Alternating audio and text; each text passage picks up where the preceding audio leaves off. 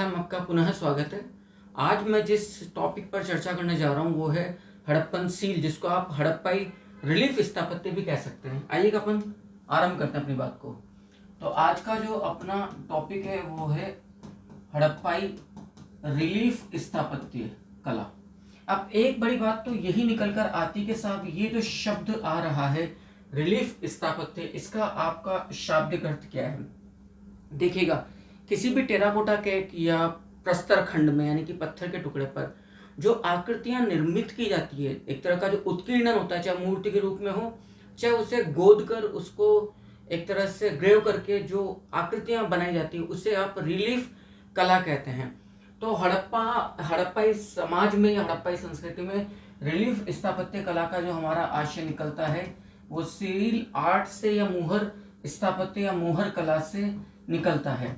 अब चूंकि मैं बार बार आपको पिछले कई एपिसोड्स में भी इस बात पर प्रकाश डाल चुका हूँ कि हड़प्पाई मुद्रा और मतलब हड़प्पाई मुहर एक अलग बात है, मुद्रा अलग चीज़ है। हमें कहीं से भी हड़प्पा सभ्यता से किसी भी प्रकार का कोई कॉइन या मुद्रा प्राप्त नहीं होती, कॉइन प्राप्त नहीं होता। मुहरें बहुत प्राप्त हुई है। मुहर निर्माण जो है वो सबसे श्रेष्ठ शिल्प कला में से एक माना गया है संपूर्ण हड़प्पाई समाज का। ये बात भी आप लोग जानते हैं। सेल खड़ी से भी यहाँ बन रही है, कांचली मिट्टी से बन रही है, गोमेद से बन रहे हैं, चर्च से, यहाँ पर कई प्रकार की निर्माण सामग्रियों से मुहरों का निर्माण किया जा रहा है। और मुहरों का जो ज़्यादातर प्रयोग है वो व्यापार वाणिज्य के लिए किया जाता है। सर्वाधिक जो कच्चा माल काम में लिया जाता है वो सेल खड़ी, आप लोग जानते हैं सेल खड़ी बलूचिस्तान और गुजरात से इंपोर्ट किया जाता था हड़प्पाई सोसाइटी या सेंटर्स को। तो पहली बात तो जो मुहर कला आ रही है इसका जो उद्देश्य सामने आता है अपना, वो आता है किसके लिए, याद रखना, ट्रेड और कॉमर्स के लिए, यानी कि व्यापार और वाणिज्य के लिए। तो ये एक प्रकार के व्यापार वाणिज्य के अंदर इस बात को भी याद रखना, आपकी मॉरलिटी, मतलब एक तरह से यदि मैं कंप्लीट रूप में कहूँ, इंटेग्रिटी, मॉरलिटी एंड ऑनेस्टी को शो करने वाला था। ये आपकी क्रेडिबिलिटी या आपकी साख को बनाए मुहर इसलिए काम आती थी। हमने देखा था कि बॉक्स युक्त यूनिकॉर्न सील्स भी यहाँ पे प्राप्त हुई हैं। तो बॉक्स में आप उस जो भी जिस वस्तु का व्यापार कर रहे हो, सील असल में किसी भी व्यापारिक वस्तु की गठरी को सील करने के लिए कि इंटैक्ट है, वो बीच मार्ग में नहीं खोली गई है। क्लियर। तो पहली बात तो ये कि मुहर का जो निर्माण है वो सिर्फ व्यापार वाणिज्य के उद्देश्य से किया जा रहा है। अब प्रश्न ये उठता है कि साहब मुहरों का जो निर्माण किया जा रहा है उसमें कच्चा माल क्या क्या लिया जा रहा है। तो याद रखना, कच्चा माल में एक तो ली जा रही है कांचली मिट्टी। कांचली मिट्टी काम में ली जा रही है, काफी महत्वपूर्ण तथ्य ये सामने आता है। क्लियर है, कांचली मिट्टी। इसके अलावा आपका आपकी सेल खड़ी काम में ली जा रही है। सेल खड़ी जिसको कि इंपोर्ट किया जाता है, चर्ट, गोमेद, कई प्रकार की निर्माण सामग्री हम काम में ले रहे हैं, याद रखिएगा, मुहरों के निर्माण के लिए। लेकिन सर्वाधिक, अब ये प्रश्न उठता है कि हड़प्पाई मुहरों के निर्माण के लिए सर्वाधिक जो कच्चा माल प्रयुक्त हो रहा है वो है सेल खड़ी। सर्वाधिक प्रयुक्त कच्चा माल। अब आप समझ लीजिएगा कि कितने महत्वपूर्ण तथ्य के रूप में आपके सामने आते हैं और ये परीक्षा में निकलती चीजें। सेल खड़ी का जो इंपोर्ट किया जा रहा है वो कहाँ से किया जा रहा है हड़प्पाई समाज में, गुजरात एवं बलूचिस्तान से। आपको ये बात भी बहुत अच्छे से समझना होगा, याद रखने, ध्यान रखने योग्य तथ्य है। गुजरात एवं बलूचिस्तान से आप इन सेल खड़ी को कच्ची सामग्री के रूप में मंगवाते हैं। अब जो शिल्प कला है, ये बात भी देखो समझना है कि या तो चौकोर रूप में प्राप्त हो रही है, आयताकार रूप में प्राप्त हो रही है जो आपको मुहरें हैं। और ये स्टेटाइट से बन रही है आमतौर पर। स्टेटाइट का मतलब वही सेल खड़ी जो मैंने आप लोगों को कहा है। क्लियर। ये सबसे श्रेष्ठ शिल्प है, ये बात भी याद रखना। मुहर निर्माण कला,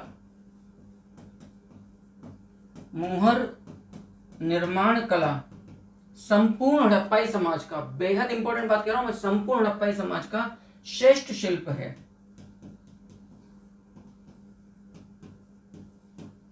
श्रेष्ठ शिल्प के रूप में बोला जाता है।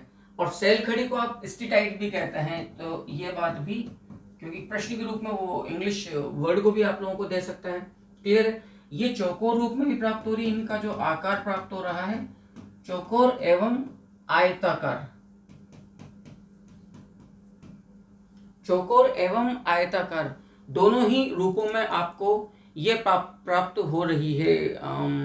जो क्या कहते हैं इसको, चौकोर का मतलब वर्गाकार एवं आयताकार, गोलाकार भी प्राप्त हो रही है, घनाकार भी प्राप्त हो रही है, बेलनाकार भी प्राप्त हो रही है, वर्गाकार तो है ही सही जो आपके हड़प्पाई मोहर है। लेकिन अब प्रश्न ये उठता है कि सर्वाधिक प्रचलित आकार कौन सा है। तो पहली बात तो आकार जो मिल रहा है चौकोर है, आयताकार है, गोलाकार है, घनाकार है, बेलना सिलेंड्रिकल यानी कि याद रखना बेलनाकार भी मिल रही है। अब जो आपने जो चौकोर वाली जो बात है इसको आप कह सकते हैं ये वर्गाकार है।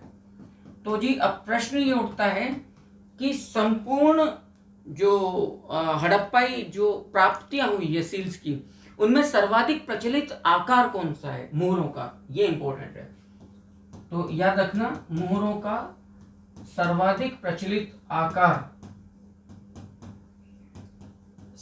प्रचलित आकार जो आपको प्राप्त हो रहा है वो है, याद रखिएगा, वर्गाकार। काफी महत्वपूर्ण ये तथ्य है, वर्गाकार सर्वाधिक मोहरों का सर्वाधिक प्रचलित आकार था। अब कुल मोहरों की संख्या कितनी प्राप्त हो रही है और सर्वाधिक मोहरों की प्राप्ति कहां से प्राप्त हो रही है और कितना प्रतिशत है कुल मोहरों का जो मोहर सील्स प्राप्त हो रही है हड़प्पाई सोसाइटी से, इनका सामान्य आकार कितना है, 2.8 सेंटीमीटर इनका एक एवरेज साइज आपका प्राप्त होता है। और मोहरों का सबसे बड़ा राष्ट्रीय संग्रहालय का कई प्रकार की चीजें, बड़ी महत्वपूर्ण चीजें। तो पहली बात तो ये सर्वाधिक प्राप्ति कितनी है, सर्वाधिक प्राप्ति कहां से, एक तो ये हो गया। कुल कितनी मोहरें प्राप्त हो रही है, तो कुल प्राप्त हो रही है लगभग 2500 के आसपास, 2500 से भी अधिक कुल मोहरें संपूर्ण हड़प्पाई समाज से प्राप्त हो रही है। सर्वाधिक प्राप्ति याद रखना आपको प्राप्त हो रही है मोहनजोदड़ो से आपको सर्वाधिक मोहरें प्राप्त हो रही है। कुल 2500 जो मोहरें प्राप्त हो रही है उनका लगभग 68%, लगभग 68% जो रेशो है वो आपको 2500 मोहरों में से अकेले कहां से प्राप्त हो रहा है, बेहद महत्वपूर्ण है आपका मोहनजोदड़ो से। सामान्य आकार कितना है, याद रखिएगा, महत्वपूर्ण है। सामान्य आकार है इन मोहरों का 2.8 सेंटीमीटर।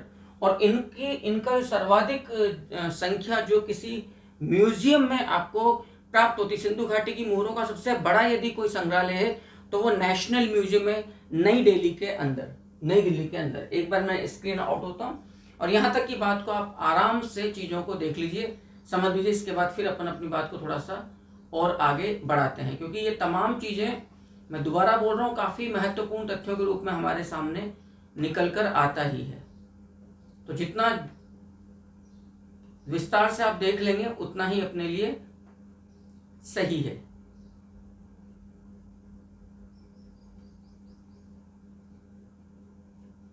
आई थिंक आप लोगों ने right.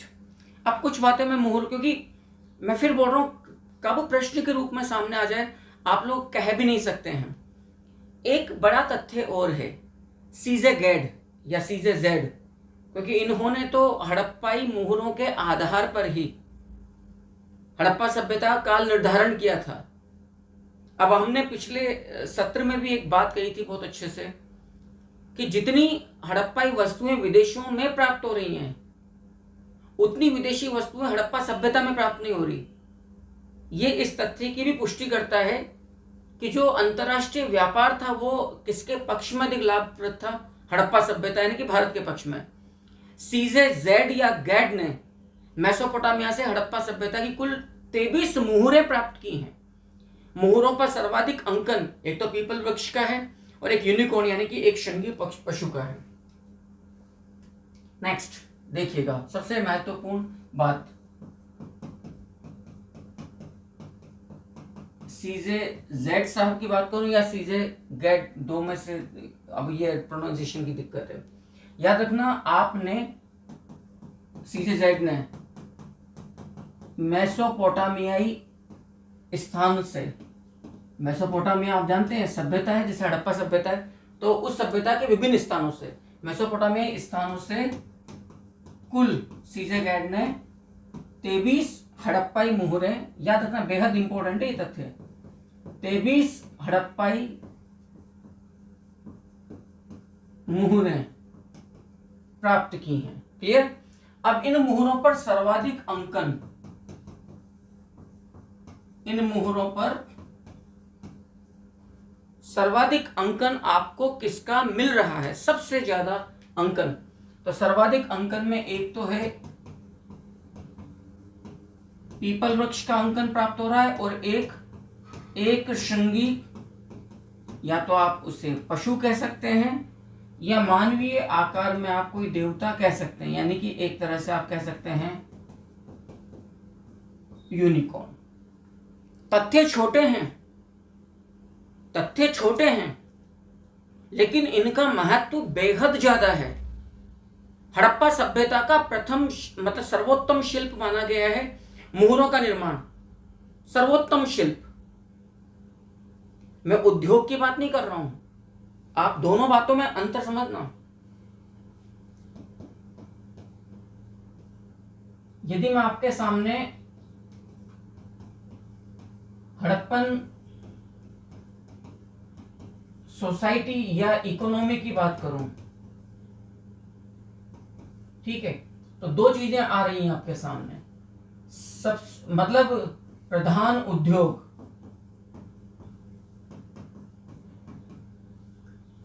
Clear, main industry Harappan society की, इनमें सबसे पहले जो आ रही है वो आ रही है कुंभकारी, माफ करना सॉरी, वस्त्र उद्योग, सूती वस्त्र उद्योग सबसे प्रधान में।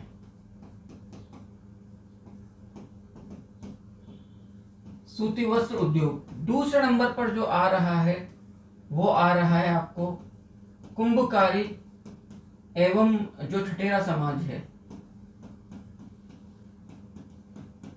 अर्थात कांस्य निर्माता, इनका बेहद प्रधान महत्व रहा है।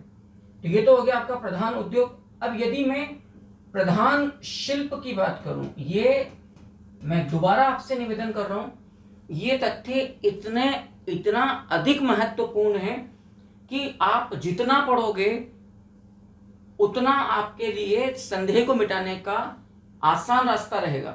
तो ये तो हो गया प्रधान उद्योग। अब मैं चर्चा कर रहा हूं कि प्रधान शिल्प हड़प्पाई समाज का क्या था। पहला जो शिल्प है प्रधान में, याद रखिएगा, वो था मुहर, सील फॉर्मेशन, मुहर निर्माण, क्लियर मामला। दूसरा जो था वो था जो कार्नेलियन बीड्स से, जो इंद्र गोप मनके थे, उनका निर्माण।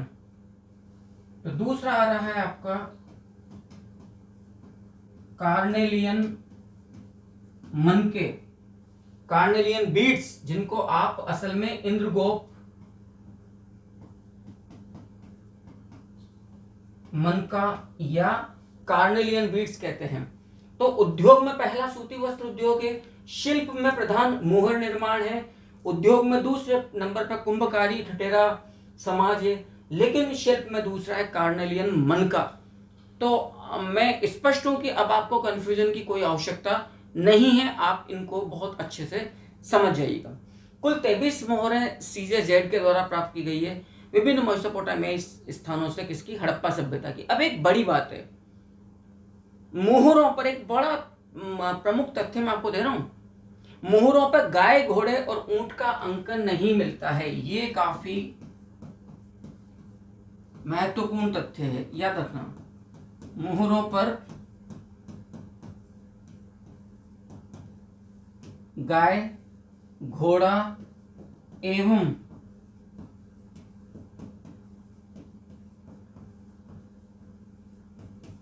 ऊंट का अंकन नहीं मिलता है। आप फिर एक आइडिया लगा लीजिएगा कि ये तथ्य भी कितना, क्योंकि प्रश्न आ सकता है निम्न में से कौन से पशु का चित्रांकन हमें हड़प्पाई मुहरों पर प्राप्त नहीं होता है। ताम्र मुहरें आपको देसलपुर एवं लोथल से प्राप्त हो रही है। क्लियर है?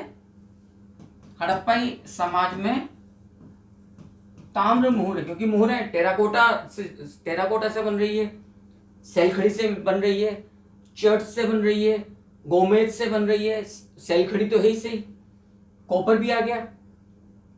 तो ताम्र मुहरें आपको प्राप्त हो रही है देसलपुर, याद रखिएगा।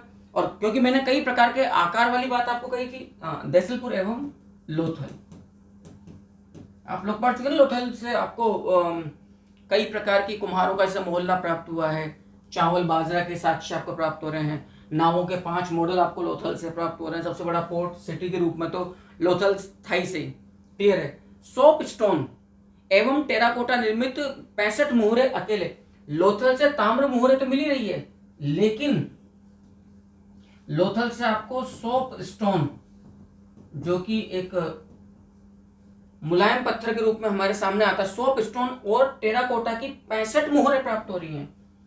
सोप स्टोन प्लस टेराकोटा निर्मित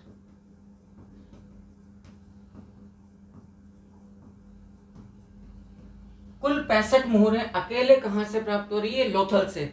इसीलिए मैं कह रहा हूं कि ये जो सेशंस हैं, ये मात्र तथ्यों की जानकारी या सिर्फ टाइम पास करने का जरिया नहीं है। यदि आप सिर्फ इन सेशंस को बहुत ध्यानपूर्वक पढ़ लेते हो,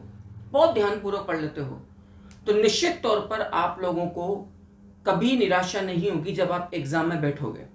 अब एक बड़ी बात है, बेलनाकार आकार की मुहर कहां से प्राप्त हो रही है?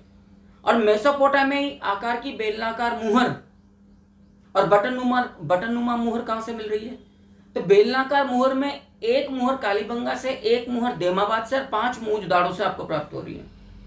देखिए, मेसोपोटामियन बेलनाकार मुहर जो एक प्राप्त हो रही है वो कालीबंगा से और एक बटननुमा लोथल से। याद रखना इस बात को। सो यहां आपके सामने मैं कर देता हूं,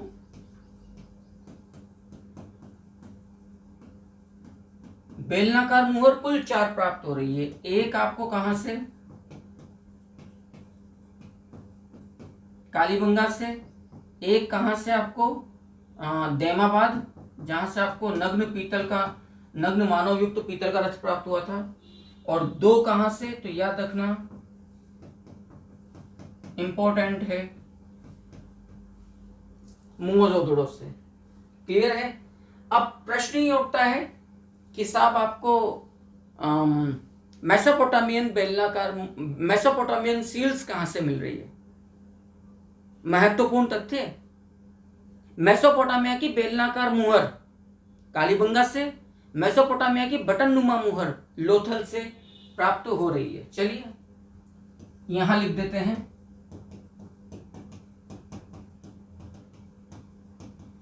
मेसोपोटामियाई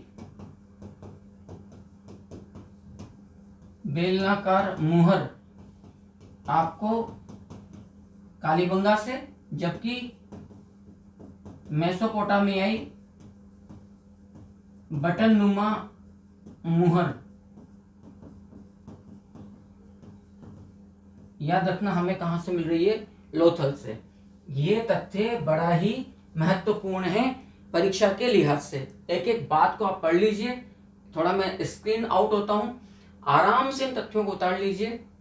किसी भी प्रकार की आपको गाइड बुक मैटर को हाथ में उठाकर बाद में पढ़ने की कोई आवश्यकता हरगिज नहीं पड़ेगी, यदि आप लोगों ने सिंपल इन चीजों को भी बहुत ध्यानपूर्वक देख लिया और आपने पढ़ लिया। तो आई थिंक यहां तक की बात आप लोगों ने समझ ली है। क्लियर?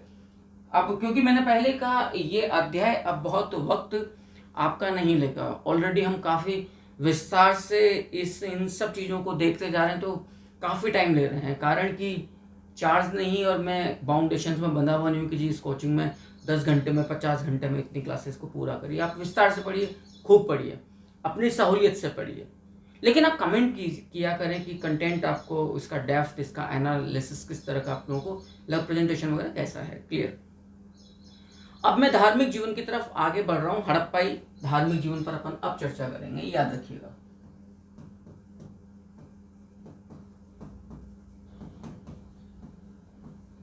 हड़प्पाई धार्मिक जीवन, ये क्लियर।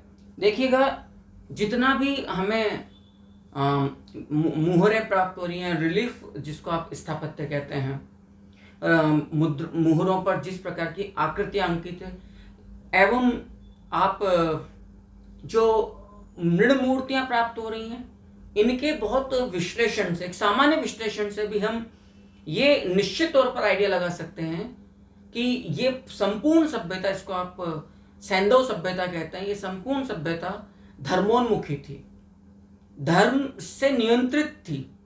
धर्म वो है जो धृति शब्द से, धृ शब्द से बन रहा है, जो अच्छी बातें सीख धारण कर सके। धर्म कोई आडंबर नहीं, यही तो वजह है इतनी दुनिया में स्वच्छता पर जितना जोर हड़प्पाई निवासियों ने दिया है, दुनिया की किसी और सभ्यता ने नहीं दिया है। आपके अंदर परलोक का भय था, तभी आपने भौतिक जीवन में भी एक अनुशासन, नियम तोड़ने का आपने कोई कार्य नहीं किया। कितनी लंबी 1,00,000 वर्ग किलोमीटर से अधिक का क्षेत्रफल है इस संपूर्ण हड़प्पा सभ्यता का। कहीं से भी 1 इंच अतिक्रमण की हमें किसी भी सूरत में जगह नहीं मिलती है, संकेत इस नहीं मिलता है। और धार्मिक प्रतीक चिन्ह सिंबल्स के रूप में मिल रहे हैं, जैसे धार्मिक स्थान आज भी सनातन परंपरा की एक विशिष्ट पहचान है।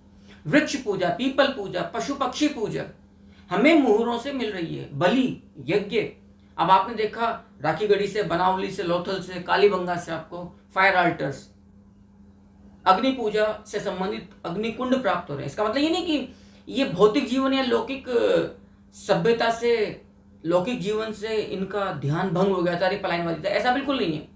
आई थिंक ये दुनिया की मोस्ट एक सिविलाइजेशन है जिसके अंदर मटेरियलिस्टिक लाइफ और स्पिरिचुअल लाइफ, लौकिक जीवन, धार्मिक जीवन एवं लौकिक भौतिक जीवन के बीच में गजब का एक बैलेंस था।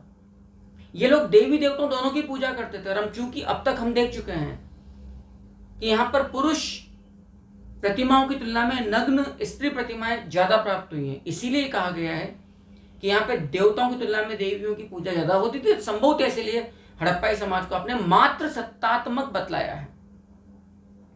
यहाँ पे कई प्रकार के ताबीज प्रतिमाओं से मिल रहे हैं या खुले रूप में भी ताबीज मिले हैं। तो अब इतिहासकारों का एक वर्ग तो ये भी कहता है कि साहब ये अंधविश्वासों पर सुपरस्टिशियस थे, तो अंधविश्वासों पर भी यकीन किया करते थे। गॉड नोज कि इसकी व्याख्या किस रूप में हम लोग करेंगे। और आप, सबसे बड़ी बात, यदि मैं भारतीय संस्कृति की जड़ें मूल रूप में सनातन संस्कृति के लिए मैं हड़प्पा सभ्यता जोड़ूं, मतलब हो सकता है कि कम्युनिस्ट लेफ्टिस्ट विचारधारा के लोग मेरी बात से प्रतिरोध करें, कर लो भाई, लेकिन जिंदा मक्खी तो नहीं निकल सकते। स्वास्तिक के चिन्हों का पाया जाना, वृक्ष पूजा में पीपल आज भी आप लोग जानते हैं काफी पवित्र है। पीपल का की पूजा, बलि दिया जाना देवताओं के सम्मुख आज भी गांव देहात में कई जगह पर यह परंपरा है। धार्मिक स्नान, स्पिरिचुअल बाथ जिसको आप कहते हैं, जिस प्रकार की व्यवस्था मोहनजोदड़ो से प्राप्त हुई, वो तो बिल्कुल ही अलग ही कहानी कहती है। तो कुल मिलाकर इनके जीवन में याद रखना, हड़प्पाई निवासियों के जीवन में लौकिक एवं धार्मिक जीवन के मध्य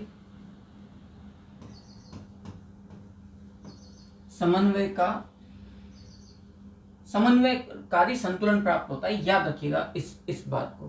क्लियर? धार्मिक जीवन भी जिया करते थे और ये भौतिक जीवन के प्रति भी उतने ही समर्पित थे। ये बात भी आप लोग एक बात को समझिएगा। दूसरी बात, यहां पर नग्न स्त्री प्रतिमा, अब आप इनको कई रूपों में कह सकते हैं कि आप इनकी पूजा मातृ देवी के रूप में कह लीजिए, वनस्पति देवी के रूप में, कई प्रकार से नग्न स्त्री प्रतिमाएं आपको याद रखिएगा पुरुष प्रतिमाओं की तुलना में ज्यादा प्राप्त हो रही है।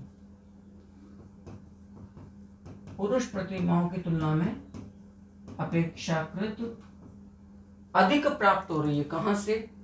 हड़प्पाई समाज से। ये बहुत क्लियर सा मामला है। और जितना आप इस धार्मिक जीवन का विश्लेषण करते हो उससे जो निष्कर्ष निकलता है वो निष्कर्ष ये है,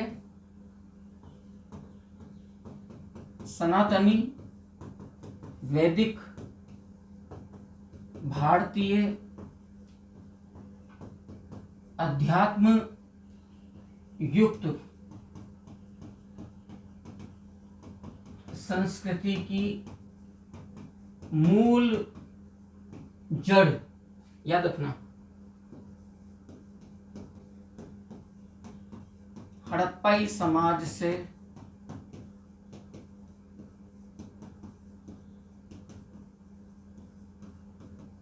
बहुत इंपॉर्टेंट बात कह रहा हूं मैं, हड़प्पाई समाज से प्राप्त हो रही है। अब कैसे, देखिएगा, ये लोग वृक्ष पूजा कर रहे हैं और वृक्ष पूजा में सबसे ज्यादा जो पवित्र वृक्ष है वो है पीपल। ये लोग पशु पूजा कर रहे हैं, जिस पशु की सर्वाधिक यहाँ पूजा या मूरों में आकृति मिल रही है वो वृषभ है। ये लोग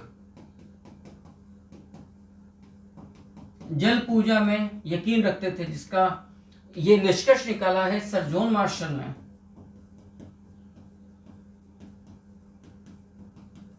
इस निष्कर्ष के प्रतिपादक हैं, बहुत स्पष्ट कह रहा हूं, सर जॉन मार्शल।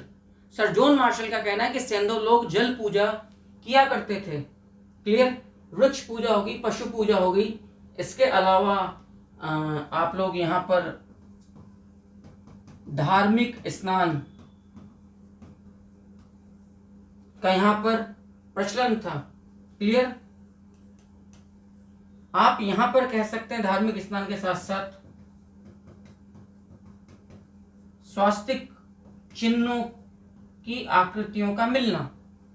आप सोचिएगा स्वास्तिक कितना ज्यादा पवित्र और आध्यात्मिक महत्व वाला चिन्ह है भारतीय संस्कृति में, भारतवर्ष की संस्कृति में। शिवलिंग की पूजा का पाया जाना, क्या मतलब है इस बात का, आप बहुत सहज रूप में इन तथ्यों का आइडिया लगा सकते हैं, बहुत सहज रूप में।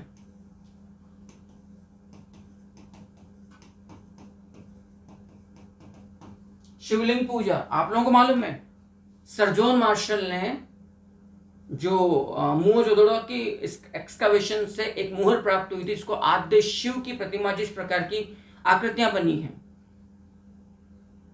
तो कुल मिलाकर ये चीज स्पष्ट कर देती है कि इनकी जिंदगी में, हड़प्पाई निवासियों की जिंदगी में धार्मिक जीवन एक प्रभावी भूमिका निभाने वाला कारक था। संभवतः वो ये धार्मिक नियंत्रण इतना कट्टर था कि परलोक में मिलने वाले भय से भी जनता डरकर, नियमों से आबद्ध रहकर डिसिप्लिन्ड लाइफ जिया करती थी। अपने भौतिक जीवन में भी अतिक्रमण का नहीं मिलना, मानक सूचों की समरूपता, एक रूपता, साफ सफाई, स्वच्छता का पूरा पर्याप्त ध्यान रखना, ये यही तो चीज सिद्ध कर रही है। क्लियर, आप इसी चीज में आप ये भी कह सकते हैं कि विभिन्न प्रकार के यहां से आपको ताबीज मिल रहे हैं। संभवतः इस समाज में ये अंधविश्वास के प्रचलन का सबसे स्पष्ट हमें प्रतीक प्राप्त होता है। अब शिवलिंग की जो पूजा है वो तो आप लोग, मैंने अभी कहा, मोहनजोदड़ो से मार्शल को जो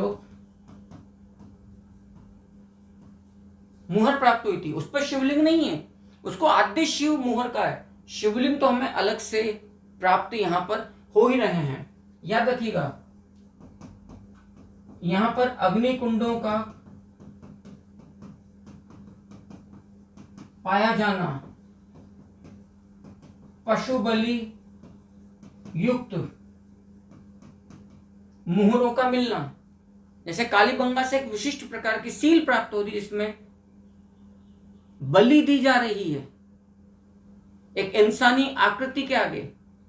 अब यज्ञ वेदियां या अग्नि वेदिकाएं पंजाब में संघोल से प्राप्त हो रही है, लोथल से प्राप्त हो रही है, सिंध में आमरी, नामक स्थान से प्राप्त हो रही है, बनावली से प्राप्त हो रही है, नागेश्वर गुजरात एक नया स्थल है वहां से प्राप्त हो रही है, बगड़ गुजरात से प्राप्त हो रही है, कालीबंगा से प्राप्त हो रही है, राखीगढ़ी से प्राप्त हो रही है। और कालीबंगा में तो जो उत्तर पश्चिम में जो गढ़ वाला मतलब माफ करना, जो पश्चिमी उच्च टीला है, गढ़ टीला, दुर्ग टीला, उसमें एक घर से एक आवास के बाहर चबूतरे पर 7 अग्नि वेदिकाएं एक पंक्ति में मिली, जिसके अंदर टेराकोटा पिंड मिले हैं, जली हुई पशुओं की अस्थियां प्राप्त हो रही हैं। तो एक बार स्क्रीन आउट होता हूं मैं, यहां तक की बात को बहुत अच्छे से समझ लीजिए, देख लीजिए। उम्मीद करता हूं आराम से यहां तक की बात को उतार लीजिए। उम्मीद करता हूं कि जो जानकारी आपको यहां दी गई है इस वीडियो में, ये आपके लिए काफी लाभप्रद रही होगी। नोट्स को पेन डाउन करते रहिए और स्टेप बाय स्टेप पर एपिसोड को ध्यानपूर्वक पढ़कर जो आपका बिल्कुल वैल्यूबल फीडबैक है, प्लीज आप वो हमेशा मुझे अवश्य कमेंट बॉक्स में दीजिएगा। नेक्स्ट एपिसोड के अंदर में धार्मिक जीवन के शेष हिस्से को प्रमुखता से लेते हुए अब बिल्कुल इसकी थोड़ा हम हड़प्पाई लिपि की भी चर्चा करेंगे और तमाम चीज़ों की तरफ आगे बढ़ते चले जाएंगे। इंतजार कीजिए नेक्स्ट एपिसोड का। तब तक के लिए नमस्कार।